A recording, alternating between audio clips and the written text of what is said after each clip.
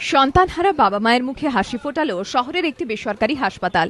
সন্তান সুখ পেলেন 50 দম্পতি। পেশায় হোমিওপ্যাথি চিকিৎসক তপন মণ্ডল এবং তাঁর স্ত্রী রীনা মণ্ডল ঝাড়খণ্ডের বাসিন্দা। একমাত্র ছেলে জয়কে নিয়ে ভালোই কাটছিল দিনগুলো, কিন্তু 2011 সালে ডিসেম্বরের একদিনে 15 বছরের ছেলেকে হারান মণ্ডল দম্পতি। যেন আকাশ ভেঙে পড়ে। শোকে দুঃখে রীতিমতো ভেঙে পড়েন তারা। এরপর আত্মীয় ও শুভানুধ্যায়ীদের অনুপ্রেরণায় নতুন করে স্বপ্ন দেখতে শুরু করেন তপন ও রীনা। ফের সন্তান ধারণের সিদ্ধান্ত নেন তারা। যোগাযোগ করেন শহরের একটি বেসরকারি হাসপাতালের সঙ্গে। শেষ পর্যন্ত সমস্ত জটিলতা কাটিয়ে চিকিৎসকদের তত্ত্বাবধানে 11 ডিসেম্বর ফুটফুটে এক পুত্র সন্তানের জন্ম দেন রীনা মণ্ডল। আর তাতেই নতুন করে হাসি ফুটেছে ঝাড়খণ্ডের দম্পতির মুখে। দারুণ লাগছে, এতদিন কেঁদেছি, এরপর আর কাঁদবো না।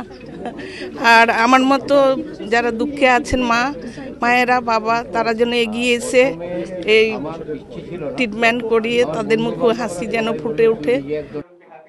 চিকিৎসকরা জানিয়েছেন, এখনকার দিনে অনেক দম্পতি 40-এর পর সন্তান ধারণ করেন, তবে 50 পেরোনোর পর সন্তান ধারণ মা ও সন্তান উভয়ের পক্ষেই বিপদের আশঙ্কা বাড়িয়ে দেয়।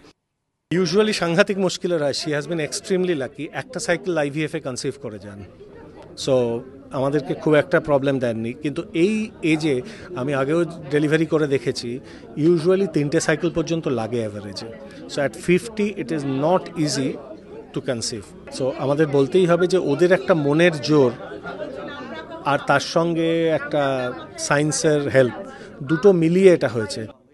মণ্ডল দম্পতি তাদের দ্বিতীয় সন্তানের নাম রেখেছেন আয়ুষ্মান। এখন মা ও সন্তান দুজনেই সুস্থ। কিছুদিনের মধ্যেই স্ত্রী পুত্রকে নিয়ে ঝাড়খণ্ডে ফিরে যাবেন তপন মণ্ডল।